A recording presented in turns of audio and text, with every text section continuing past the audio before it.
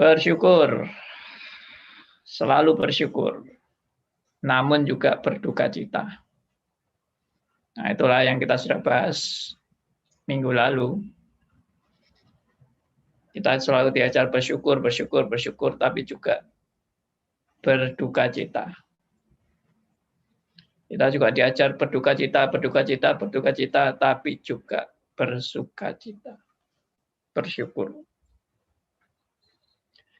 Itu harus terjadi secara bersama-sama dalam kehidupan orang percaya, antara bersyukur dan berduka cita. Bersuka cita dan berduka cita, selalu bersama-sama. Tidak ada berduka cita tanpa sukacita, dan tidak ada sukacita tanpa duka cita. Nah, itulah hidup orang percaya. Ya, kalau dulu saya diajari sukacita, sukacita, sukacita. Orang Kristen tidak boleh berduka cita. Ternyata setelah saya belajar, saya sadar tidak ada sukacita tanpa duka cita, dan tidak ada duka cita tanpa sukacita. Puji Tuhan. Ya, saya janjikan ada karikatur. Karikatur yang lucu, tapi karikatur ini ya seperti yang saya katakan minggu lalu itu, ini menohok ya. Karikatur yang menohok. Ya, saya nggak kenal siapa pembuat karikatur ini, tapi sangat bagus. Oke, saya mau bagikan karikaturnya ya. Saya sudah siapkan karikatur ini. Nah ini.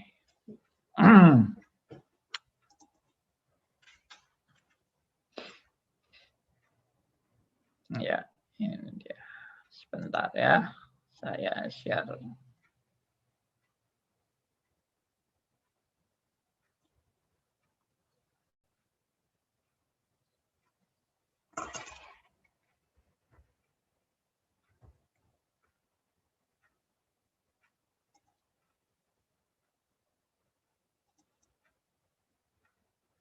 Nah, ini karikaturnya.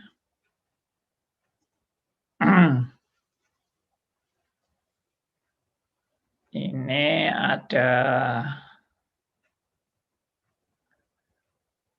karikatur ini menunjukkan bahwa ada seorang yang sedang apa ini ya, sakit atau mimpi gitu. Atau mimpi dalam sakitnya.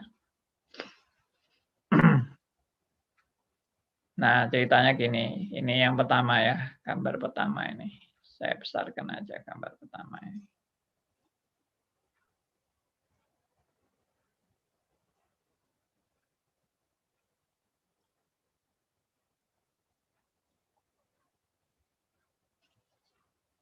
Nah, ini.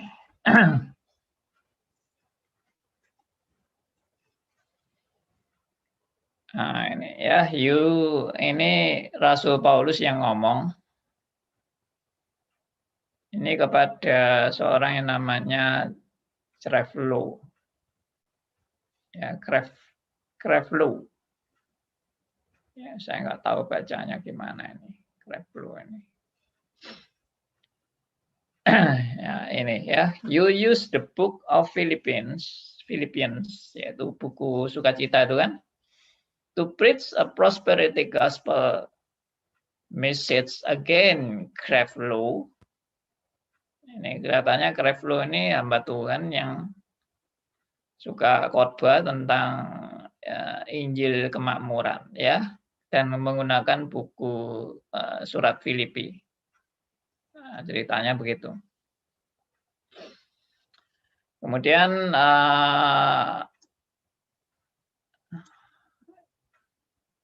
ini ya, dilanjutkan di sebelah kanan ini. You said I wrote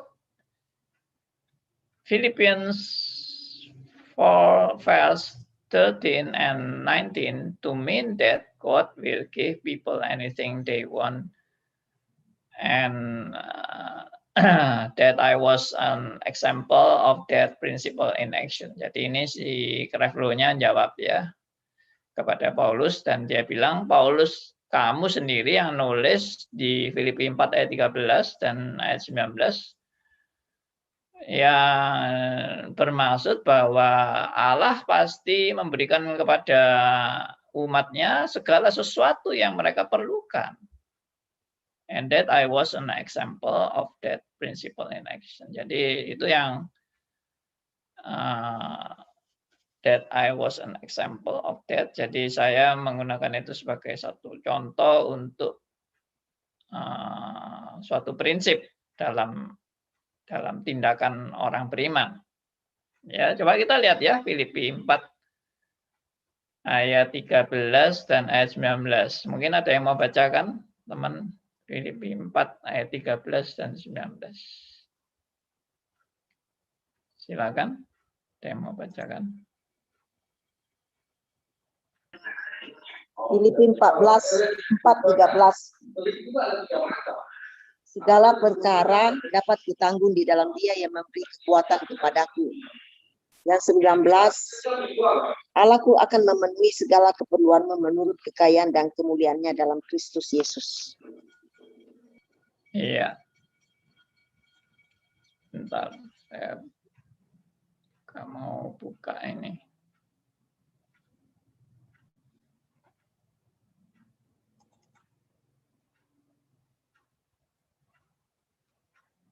Filipi pasal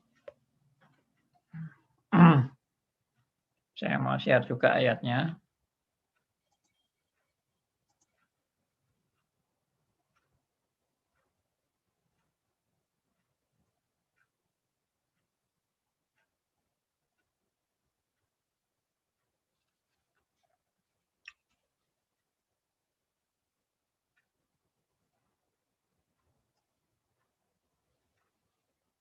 Gimana ini?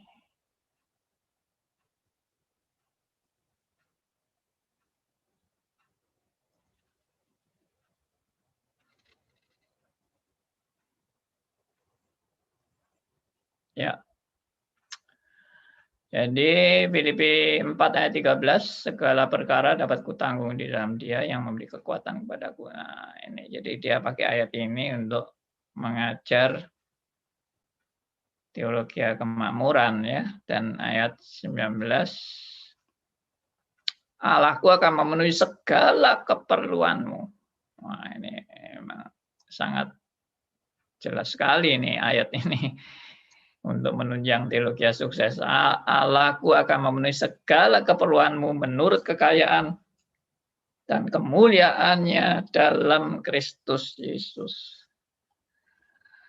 Ya, jadi ada orang bilang nggak salah kan kita ngajar teologi sukses, ayat ini aja mengatakan segala keperluanmu. Allah akan memenuhi segala keperluanmu menurut kekayaan dan kemuliaannya.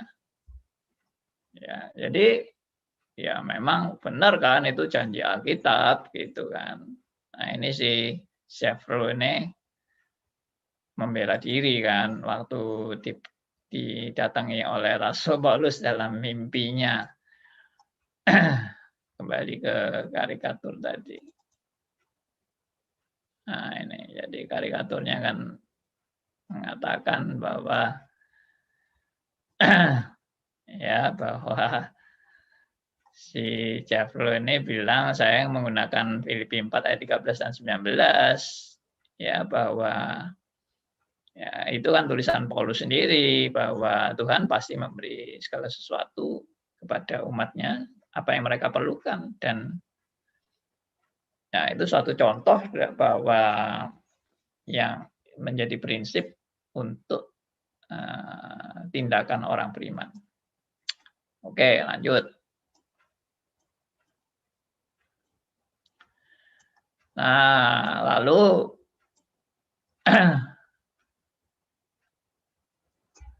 but Paul, weren't you living a highly favored life full of material abundance? Terus dia bilang, Bukankah kamu juga senang dalam kenikmatan yang kelimpahan hal-hal yang material begitu? Langsung Paulus jawab di sebelah kanan ini. I wrote that letter from prison. Kreflu. Ini kelihatannya Paulus ngomongnya agak keras ini ya. Saya menulis itu dalam penjara, Kreflu. Jadi saya bukan bersenang-senang menulis itu. Saya bukan dalam kelimpahan materi ya. Ya kira-kira gitulah ilustrasi daripada apa ini? Daripada karikatur ini. Ya, saya senang ini melihat karikatur ini karena justru inilah banyak orang membaca Alkitab itu nggak ngerti apa ya, nggak mengerti konteksnya, nggak mengerti latar belakangnya, langsung main hantam aja. Pokoknya Tuhan itu akan memenuhi segala keinginan kita, ya. Tuhan akan memenuhi segala permintaan kita, kebutuhan kita. Ya minta aja dan Tuhan akan tadi itu memberikan. Tuhan akan memberikan. Nah, lalu Paulus bilang, kamu nggak tahu lah. Kamu nggak tahu kalau saya menulis itu dalam penjara. Nah, ini membuat saya yakin ini membuat banyak orang kaget. Ya, yang membaca surat Filipi ini karena Filipi itu terkenal dengan surat sukacita. Bersukacitalah senantiasa, sekali lagi aku katakan bersukacitalah senantiasa. Di ayat mana ada yang hafal? Filipi berapa itu? Gampang hafalnya. Nggak ada yang tahu ayatnya. Nggak ada yang hafal. Filipi 4 ayat 4. Nah, itu betul. Jadi bersukacitalah senantiasa. Sekali lagi aku katakan bersukacitalah senantiasa. Sehingga surat Filipi terkenal dengan surat sukacita. Tapi Paulus menulis surat itu di penjara. Jadi ini cara penafsiran yang sudah amat sangat menghasilkan kesimpulan-kesimpulan yang sangat berbeda. Ya, kalau nggak tahu latar belakangnya. Mungkin juga masih ada yang protes. Saya nggak percaya Pak kalau Paulus menulis itu di penjara. Nah, ini sudah orang-orang nggak mau belajar, dikasih tahu kebenaran tetap nggak mau percaya. Belajarlah dulu surat Filipi dengan benar. Ya, latar belakang surat Filipi ditulis oleh siapa dan di mana, dalam keadaan bagaimana menulisnya. Nanti Anda tahu bahwa itu Paulus sedang menulis di penjara. Ya, sudahlah. Enggak usah bantah dulu. Jangan terus belum. Saya enggak percaya kalau itu di penjara. Paulus pasti dalam kemenangan. Ya, dia tidak pernah di penjara. Siapa bilang? Iya, tapi dia di penjara akan dilepaskan. Ya, enggak selalu dilepaskan. Di penjara pertama dia dilepaskan, di penjara kedua tidak dilepaskan. Ya, dalam penjara yang tertangkap terakhir itu dia sudah dalam tawanan terus-menerus sampai dibawa ke Roma dalam tawanan. Sebagai tawanan. Ya, oke ya. Jadi surat Filipi itu jangan ditafsir secara amburadul. Ya, ini saya membahas katekismus Heidelberg, tapi karena berkaitan dengan minggu lalu sedang membahas mengenai bagaimana orang Kristen mengalami sukacita dan penderitaan. Ya, akhirnya larinya kepada surat Filipi ini. Karena surat Filipi mengajarkan sukacita, tapi sukacita yang bagaimana? Ya, jadi saya sedikit menyinggung cara penafsiran surat Filipi yang seringkali ditafsirkan surat untuk kita bisa teologi sukses, teologi kemakmuran, dan Allah selalu memenuhi segala kebutuhan kita, apapun yang kita minta. Surat itu ditulis, ini kalau mau secara garis besar saja, saya jelaskan secara cepat. Jadi surat itu ditulis Rasul Paulus pada saat Rasul Paulus sedang dalam keadaan kesusahan karena dia di penjara dan dia tidak bisa istilahnya dengan bebas memberitakan Injil waktu itu. Dan waktu Paulus ditangkap itu membuat banyak jemaat menjadi syok. Ya, saudara bayangkan seandainya mungkin pada zaman kita sekarang ini ya, seorang hamba Tuhan yang saudara cintai dan saudara sangat kagumi dan hormati, terus tahu-tahu ditangkap polisi dan dipenjara. Apa jemaatnya nggak sedih? Ya, pasti sedih dong. Ya, apalagi kalau mereka mendapat berkat luar biasa dari hamba Tuhan ini. Apalagi kalau mereka dibangunkan kesadaran mereka melalui hamba Tuhan ini, tentunya oleh pekerjaan Roh Kudus. Dan dalam keadaan jemaat yang syok dan goncang karena mereka baru percaya, baru saja percaya. Tahu-tahu hamba Tuhannya sudah ditangkap dan dipenjara. Saudara bayangkan ya, ini bukan orang beriman yang sudah puluhan tahun jadi orang Kristen. Ini baru percaya. Baru penginjilan. Ya, saudara apa enggak bisa bayangkan ini betapa beratnya jemaat, bukan hanya Rasul Paulus yang berat, tapi terutama jemaat yang mengalami semacam shock,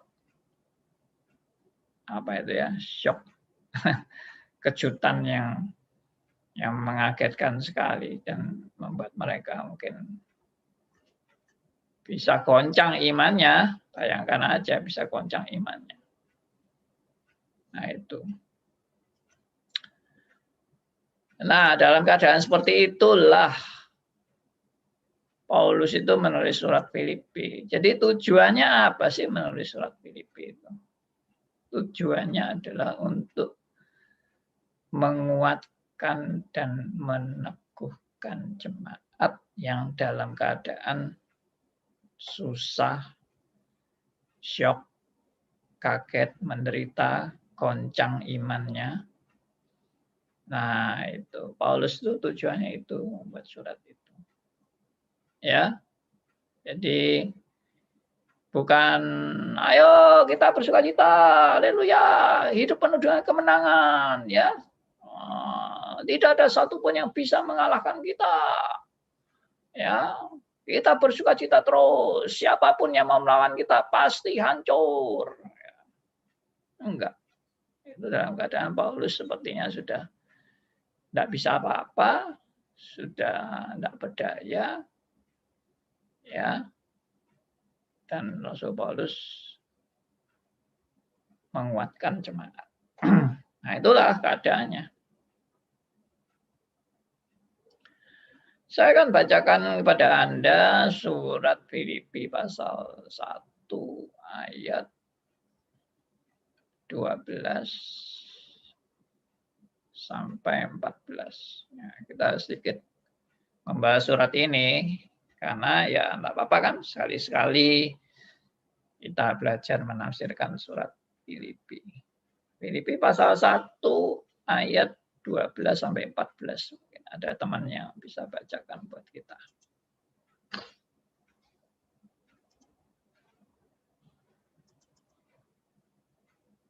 Filipi 1 ayat 12 sampai 14. Silakan.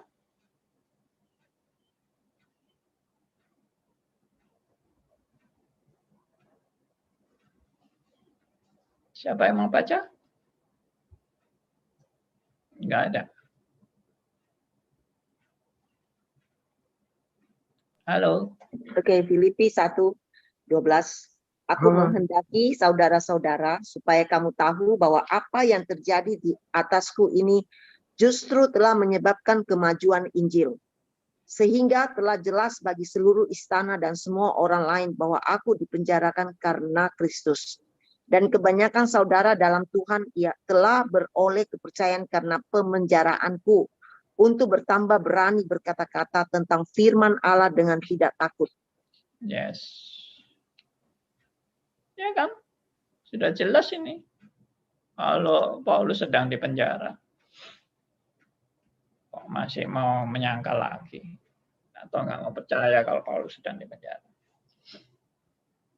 Ya, jadi Paulus di penjara ini dan menulis surat Filipi apa? Untuk menghibur jemaat supaya tidak kecil hati. Paulus bilang, justru karena pemenjaraanku ini Injil makin tersebar. Ya, dikatakan sehingga jelas bagi seluruh istana dan semua orang lain bahwa aku dipenjarakan karena Kristus. Ya, dan kebanyakan di ayat 14 saudara-saudara dalam Tuhan telah beroleh kepercayaan. Ya, perhatikan ini. Ya, dan kebanyakan saudara-saudara dalam Tuhan telah beroleh kepercayaan karena pemenjaraanku. Ya. Untuk bertambah berani berkata-kata, untuk bertambah berani berkata-kata tentang firman Allah dengan tidak takut. Nah, itu. Selain itu ada orang yang bersukacita Paulus di penjara. Hore, Paulus di penjara, rasain lu.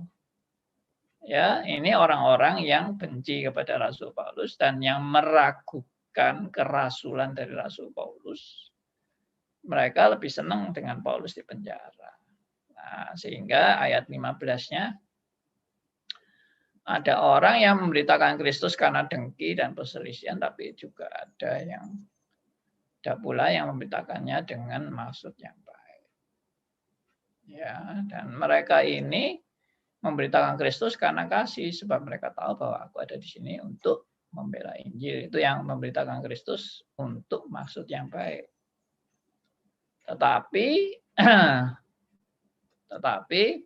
yang lain karena kepentingan sendiri dan dengan maksud yang tidak ikhlas. Sangkanya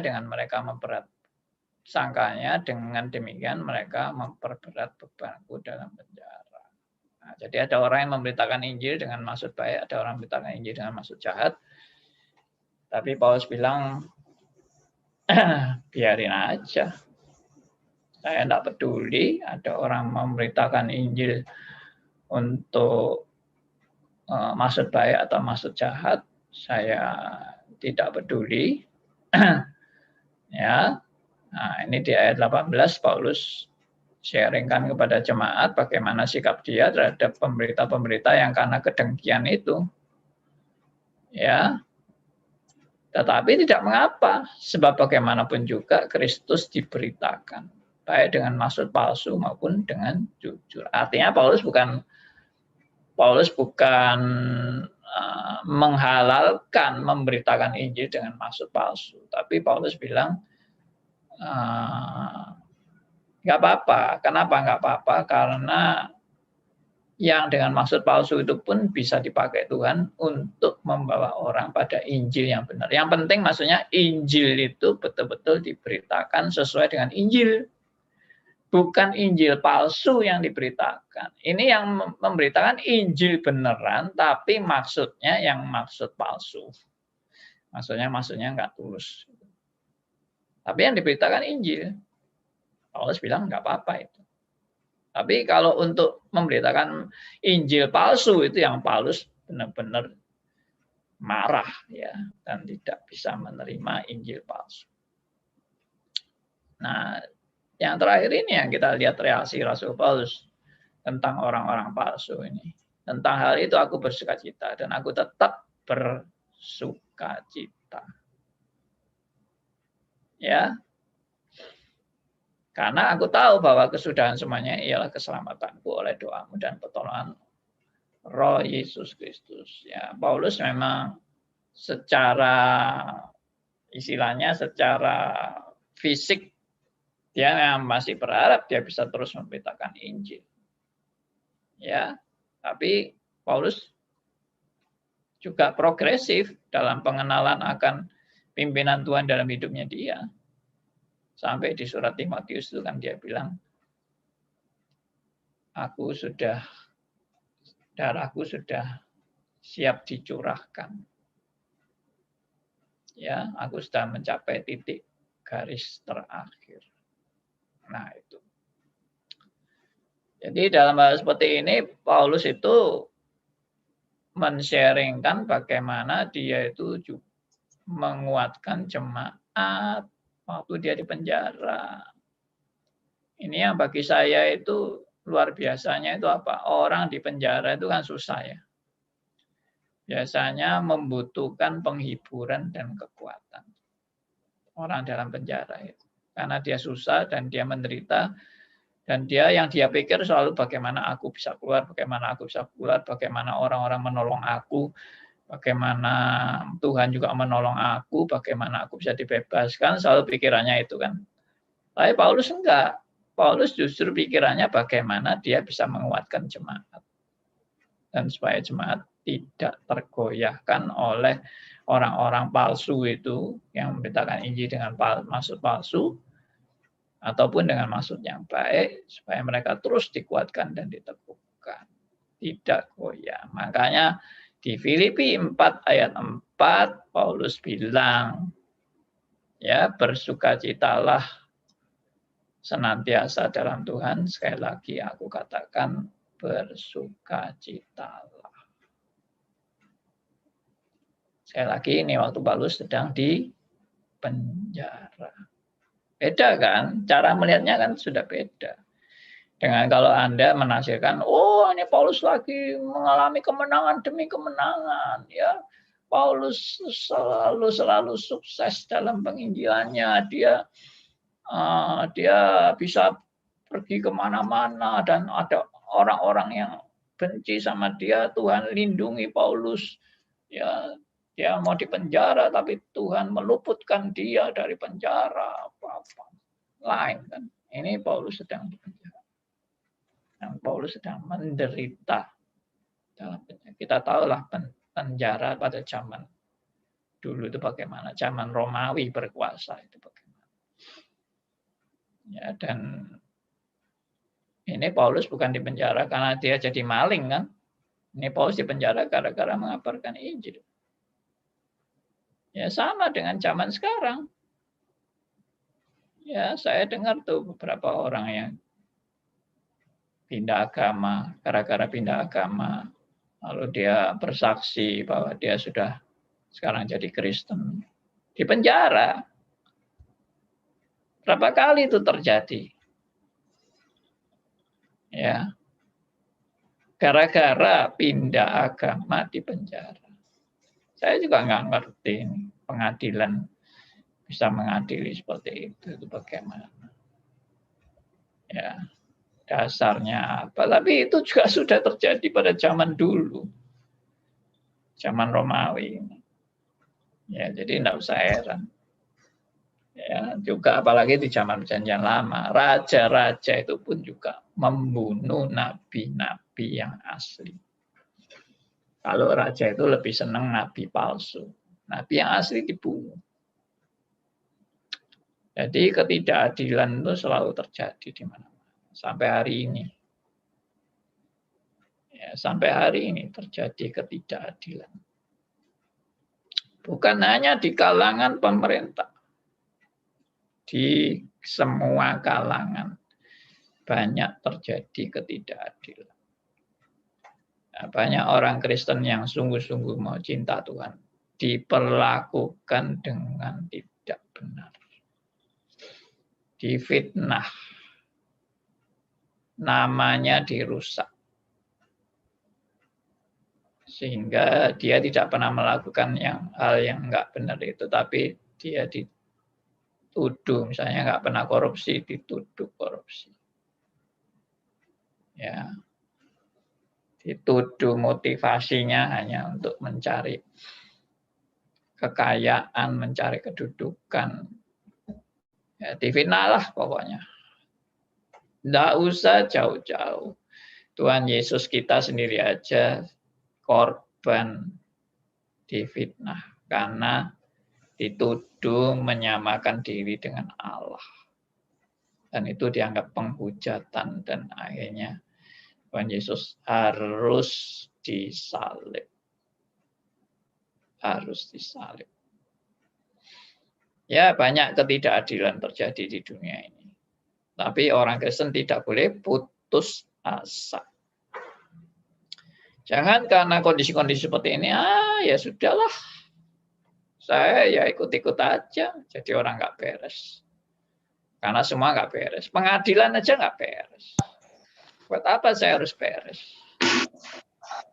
Jadi saya lebih baik ikut-ikut nggak beres, ya kan? Nah itu. Ini ada suara-suara masuk, ini mohon bisa di-mute mic-nya. Pak Elia, mic Anda belum di-mute. Oke, saya hari ini hanya membahas surat Filipi ini aja. Jadi kiranya ini boleh jadi berkat bagi kita semua. Silakan teman-teman kalau ada yang mau share, ada yang mau kasih pendapat. Ya, Tuhan memberkati kita.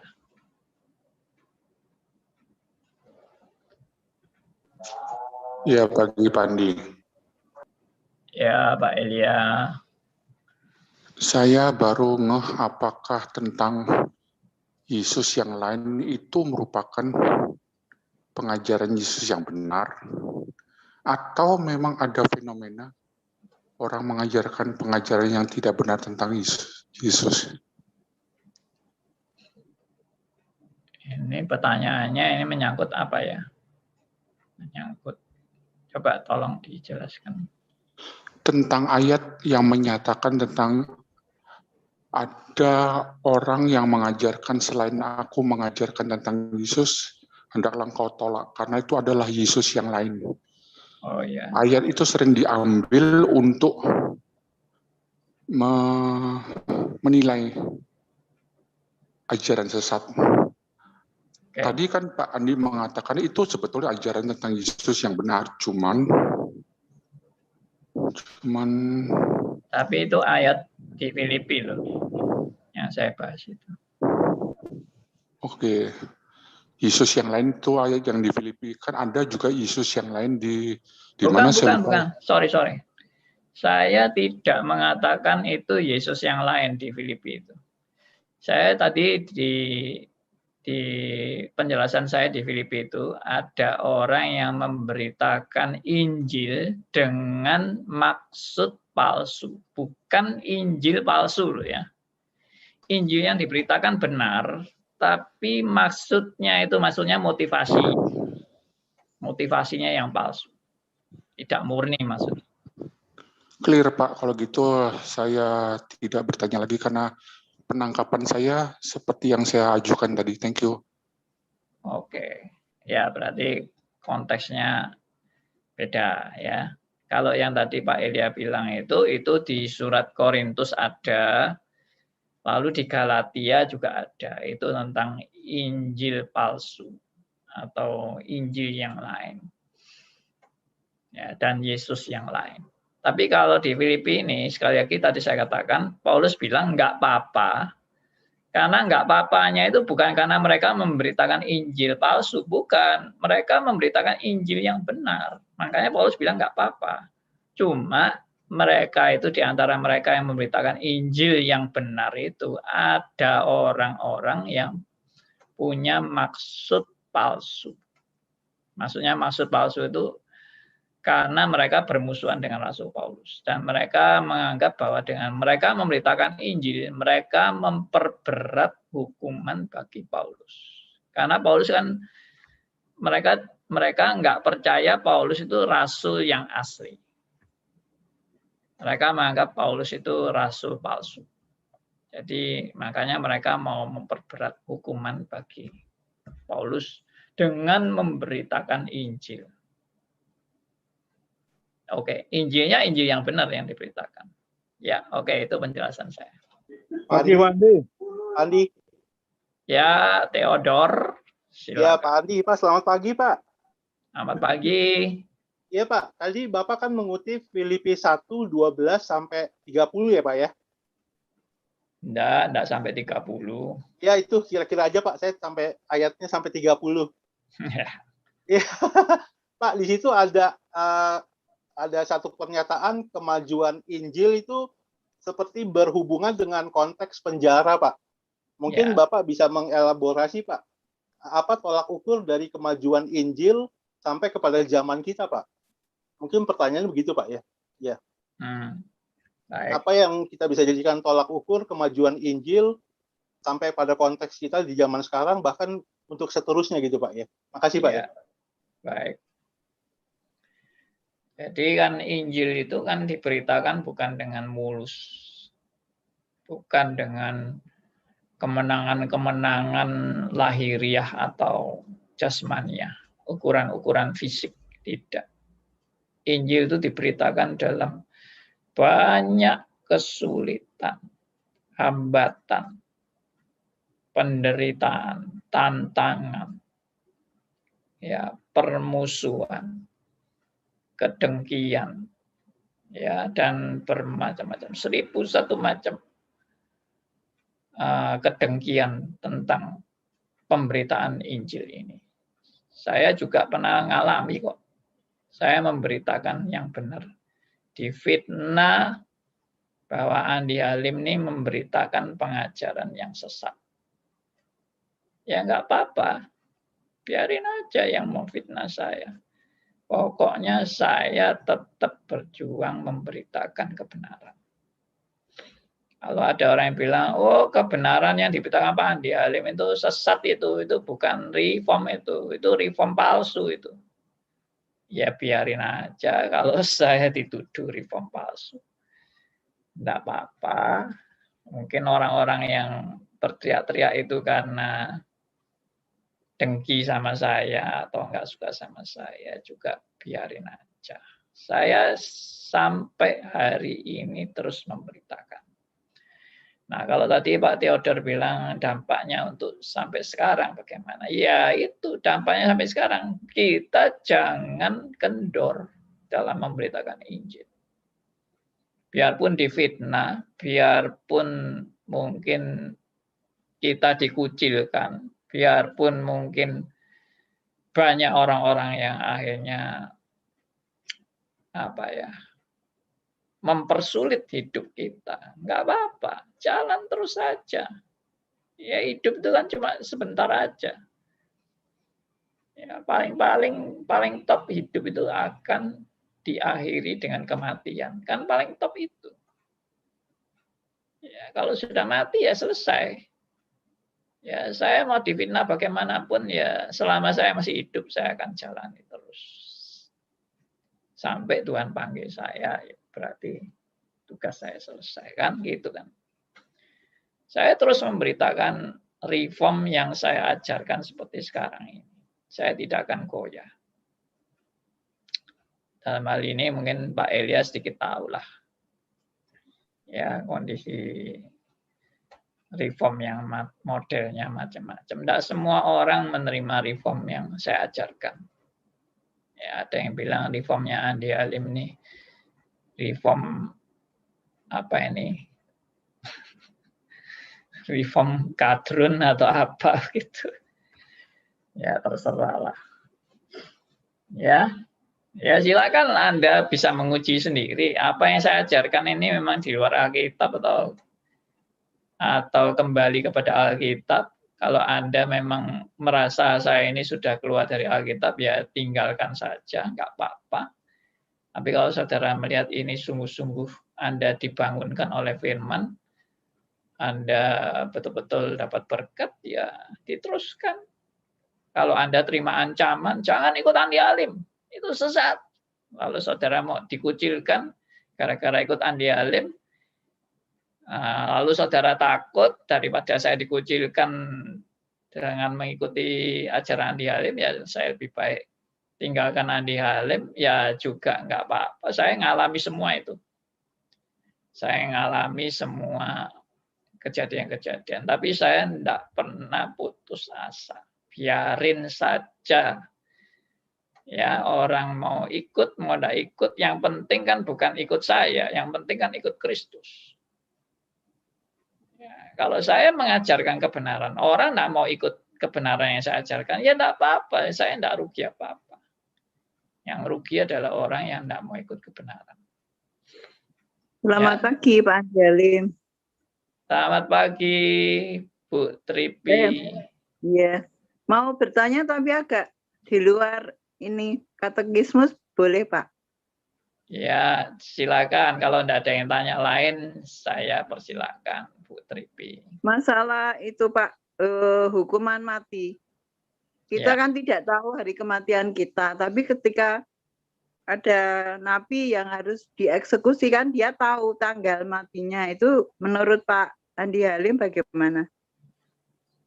Ya, nggak apa-apa. Ada orang yang tahu dia matinya kapan, ada yang nggak tahu. Tapi juga kita mau memastikan kematian kita ini 100% juga nggak bisa. Karena ada orang yang juga dihukum mati itu tiba-tiba dibatalkan. Juga ada yang terjadi seperti itu. Dan cukup banyak. Pada detik-detik mau dilaksanakan hukuman mati, tiba-tiba ada surat keputusan untuk membatalkan hukuman mati. Juga bisa. Jadi menurut saya itu tidak masalah. Tahu atau nggak tahu tentang kapan kita mati. Yang penting itu bukan tahu nggak tahu kapan kita mati. Yang penting itu apakah kita matinya sudah di dalam Kristus. Nah, itu yang terpenting. Pokoknya kalau aku sudah di dalam Kristus, mau mati kapanpun terserah aja. Ya. Nah, ya, itu. bagus Pak. Saya salut. Terima kasih. Ya. Pak Wandi, Ya, Pak Liman, silakan. ini banyak terjadi di gereja seperti ini, Pak, memangnya, Pak. Saya sendiri sudah dengar, Pak Andi bilang ada double predestinasi, ada orang ngajar single predestinasi, tapi ngomongnya, wah itu ajaran sesat, itu ajaran apa? Ajaran betul lah. Iya. Ini memang repot, Pak. Tapi saya waktu itu kan ngamuk terus gitu, Pak. Ngapain? Ya, memang dibuktikan apa dia bilang sesat itu, Pak. Dan tindakannya Pak Andi itu ya apa, Pak ya? Memang Paulus tadi bilang ya biarkan dia tetap bersuka cita. Tapi kalau dibiarno gini kan membuat satu kerugian sendiri Pak Andi ya. Dari pengajarannya Pak Andi disesat-sesat sama orang yang penganut single predestinasi maunya, Pak. Tindakannya Pak Andi. Kadang-kadang saya juga ya bukan Pak Andi tapi saya juga ngamuk. Jadi saya kan tahu nanti kalau dia ngatakan ya sama-sama gitu tidak apa-apa, tapi dia ngatakan itu satu kesesatan itu jadi problem gitu. Apanya sesat gitu. Apa orang model gini terus bisa dipakai Tuhan? Ya apa Pak caranya gini Pak ya? Itu yang maksud saya Pak Andi. Baik. Saya Pak Andi. Ya kalau saya jawab, enggak apa-apanya itu begini. Orang yang menyesat-nyesatkan kita itu pun dalam kedaulatan Allah. Ya. Dia juga sedang dipakai untuk tanda petik mau memfitnah kita atau menghalangi pelayanan kita atau apa. Ya enggak apa-apa. Itu adalah bagian daripada Tuhan sedang memproses saya sendiri. Memproses saya sendiri dan menguji saya sendiri supaya saya juga makin teguh dalam Dia. Dan namanya gandum dan lalang juga selalu bersama-sama. Saya tidak menuduh mereka lalang, belum tentu lalang. Tapi maksudnya pekerjaan Tuhan itu kalau dihalang-halangi itu juga bagian daripada Tuhan sedang memproses, mendidik dan menempa kita untuk kita mungkin digembleng dengan lebih baik. Ya itu aja kalau menurut saya sih. Dan memang kan tidak ada orang yang sempurna. Saya pun juga ada kelemahan, kekurangan. Saya pun juga sedang dididik Tuhan dan dihajar Tuhan dalam segala keberadaan saya manusia biasa ini. Ya, saya perlu juga tentunya hajaran dari Tuhan juga perlu. Ya itu aja yang saya sedang alami. Gitu Pak Liman. Dan saya percaya semua orang percaya juga mengalami itu ya, pembentukan dari Tuhan. Pak Andi. Oh, ya silakan, Pak Pak Keki, Keki. silakan. Ya Pak Andi, kan dianggap double itu kan Allah menentukan dosa juga, itu yang dianggap kesesatannya. Ya, ya orang tidak ngerti ya memang bilang itu sesat. Ya karena belum belajar, makanya ya belajar dulu baik-baik, baru nanti ngerti, ya kan? Kalau belum ngomong sesat. Nah, orang tidak belajar apa-apa ngomongnya sesat. Tapi saya memahami itulah, karena saya sendiri dulu juga gitu. Saya dulu kan menganggap reform itu sesat juga. Dulu waktu saya masih Arminian, saya juga menganggap reform itu sesat. Jadi saya pernah mengalami masa-masa seperti itu, makanya saya memahami orang yang teriak-teriak sesat-sesat itu, ya karena belum belajar, gitu aja. Makanya saya kan bikin diskusi Arminianism vs Calvinism, itu tujuannya untuk ya mereka-mereka yang belum belajar itu supaya ya coba lihatlah, jangan sesat-sesat dulu, tapi belajar dulu. Makanya saya mau merangkul teman-teman itu.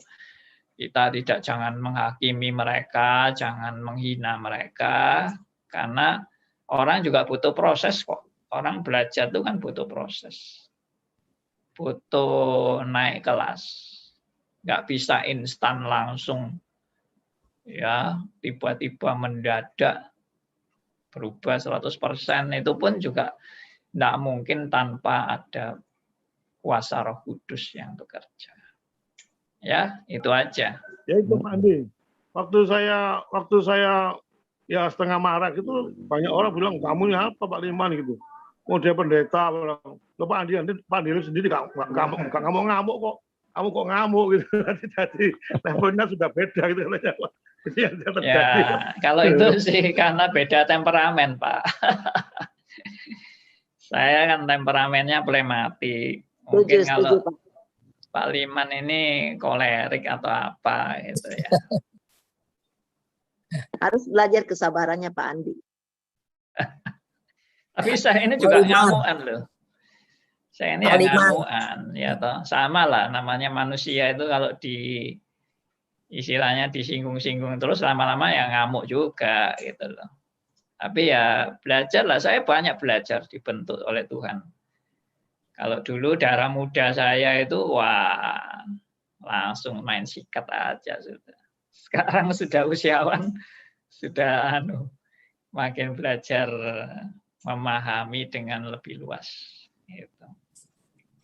Pak Liman, kalau yang udah jadi emas, udah teruji, udah belajar banyak, udah ditempa, kita kan yang antara pertengahan nih, orang-orang yang antara mereka yang udah ditempa sama ini pertengahan, emang kadang-kadang kesel Pak. Tapi saya juga banyak belajar ya dari orang-orang rohaniawan, apalagi kalau kita berhubungan dengan penginjilan, itu banyak bukannya orang biasa aja, orang pendeta pun kita diuber-uber, kita dikatain sesat atau katain apa. Loh, saya bilang Pak Pendeta kan penginjilan untuk orang percaya kepada Kristus. Kita kan bukannya suruh percaya yang dengan orang yang berdosa, kok jadi bingung gitu ya. Nah itu kita diuber-uber orang yang sama dengan pendeta-pendeta gitu loh ya. Terus saya bilang gini deh Pak, saya juga mau belajar banyak ya, seperti Bapak yang belajar firman, yang betul-betul ada Roh Kudusnya, yang ada apa, kita sama-sama belajar aja. Jadi kita saya juga seperti Pak Liman yang dulu, langsung membela gitu loh, langsung marah. Karena proses saya makin tua, Iya. makin tua. Oh ya, sama-sama belajar ya Pak ya. Nanti pada suatu Oke. saat mungkin aja pendeta hamba Tuhan Bapak dipakai oleh Tuhan, saya bilang gitu. Emang Oke. gitu Pak. Kita orang masih muda dan kita belum banyak ditempah kayak emas gitu, dihajar, di apa, tapi banyak belajar, Ya. banyak apa tuh ya, itu Ya. udah teruji. Itu tenang aja Pak, yang udah teruji Ya. kita mau apain juga susah karena dia Oke. udah percaya yakin penuh pada Tuhan gitu. Ya, Ya. terima kasih. Seperti Kasih. padi. Silakan Pak Elia tadi mau bicara. Oh iya, terima kasih. Saya di Komsel saya terkenal dengan Mister Penetapan, Pak. Karena kalau sudah ngomong di Komsel selalu doktrin kedaulatan Allah keluar. Mereka rada blenek sama saya, tidak menyuruh saya berhenti ngomong, tapi dengan menyindir Mister Penetapan. Oh, saya happy, Pak. Pertama, ketawa. Lama-lama saya memahami, bagus juga ya Mister Penetapan. Jadi kalau untuk urusan penetapan, kontaklah Elia gitu loh, dengarkanlah Elia. Hari ini saya bukan dengarkan saya, dengarkanlah cuplikan saya. Ini adalah suatu alur pembelaan Tuhan, tanda kutip. Ya. Terkadang di awal memang saya rasanya mau ngelawan lagi satu, Pak. Ada komunitas gereja saya, selalu kontra. Nah, langsung saya berpikir begini, kalau mereka, saya mau mencoba untuk meluruskan saja tidak bisa, karena Roh Kudus belum menyentuh mereka, loh ya sadarlah Elia, ngapain kamu ngotot-ngotot, bagianmu kamu sudah sampaikan, ya sudah, selebihnya ya urusan mereka. Ini namanya meneladani guru saya Andi Halim pendeta, saya Elia Haryanto bukan nabi, belum ada apa-apanya. Thank you.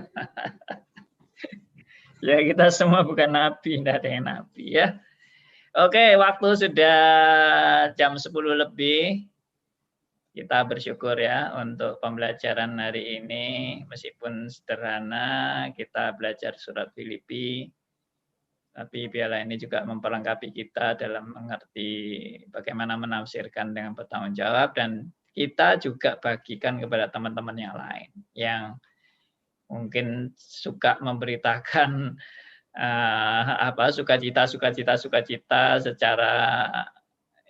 secara tidak kontekstual ya, untuk kembali kepada firman. Oke, mari kita tutup dalam doa, saudara. Pandi, bisa saya tambah sedikit, Pandi? Ya, Pandi, seringkali ada pernyataan tentang double predestined dengan single predestined. Mungkin banyak orang belum terlalu mengerti, Pak. Mungkin kalau bisa Pak Andi juga satu waktu lebih jelaskan sehingga orang tidak salah mengerti apa itu double predestined, single predestined. Padahal sebenarnya sudah diberita sudah Pak Andi ulang-ulang, tetapi tidak maksudnya fokus begitu ya. Jadi mereka mungkin hanya nebak-nebak, oh ini mungkin single, oh ini double. Oke, good. Nanti jadi topik tertentu kita bahas itu. Iya, saya rasa perlu Pak, karena orang di sini nggak semua orang bisa mengerti itu Pak. Jadi maksudnya kalau ada tambahan dari Pak Andi yang lebih jelas, mungkin mereka lebih bisa grab. Oh ini artinya begitu. Cuma dalam pengalaman saya juga sudah sering memberitakan kebenaran itu. Saya tambah dituduh sesat. Tambah dijelaskan, tambah orang menuduh saya. Resiko pemahaman ya Pak. Sesatnya Pak Andi Halim ini. Ya enggak apa-apa, saya juga enggak peduli. Ya. Oke, kita bersyukur. Mari kita berdoa. Saya minta Pak Elia ya, boleh tutup dalam doa. Bapa di dalam surga, terima kasih kalau untuk pagi hari ini Engkau membukakan satu rahasia lagi tentang kebenaran firman-Mu. Engkau telah mencelikan mata hati rohani kami untuk melihat sebuah kontekstual dalam meninjau sebuah ayat yang disampaikan, sehingga kami tidak mempergunakan ayat itu dengan salah tujuan. Terima kasih Bapak, terima kasih Engkau memberkati pendeta Andi Halim dalam kelas ini untuk boleh menjadi saluran berkat bagi saudara-saudara kami yang masih belum lurus dalam doktrinasinya. Terima kasih. Berkatin akan setiap kami yang mengikuti acara ini boleh menjadi sebuah stimulan tentang poin-poin yang wajib diangkat oleh pendeta Adi Halim untuk lebih menjawab pergumulan kerohanian kami di masa-masa kini, khususnya tentang COVID, tentang orang yang telah berpulang. Dan hari ini kami bersuka cita karena teman kami sekelas dulu, Pak Yadi Suantara, telah Engkau panggil pulang. Dalam doktrin yang benar bahwa kedukaan itu adalah sukacita bagi almarhum karena beliau berjumpa dengan Engkau hari ini juga. Biarlah itu boleh menjadi satu penghiburan bagi kami bahwa kami yang ditinggalkan seharusnya kami bersukacita di dalam Tuhan. Kepergian seseorang yang ada di dalam Tuhan adalah sukacita yang besar. Biarlah itu menjadi satu paradigma yang benar untuk kami boleh menghadapi hidup ini. Dan kami mau menyerahkan akan setiap kami ke dalam tangan-Mu. Terima kasih Bapa, sempurnakan doa kami karena Engkau yang akan berdoa syawat bagi kami. Di dalam nama Tuhan Yesus, kami berdoa dan mengucap syukur. Amin. Amin. Terima kasih Pak Elia. Terima kasih semua saudara-saudara yang mengikuti acara ini. Tuhan memberkati kita semua.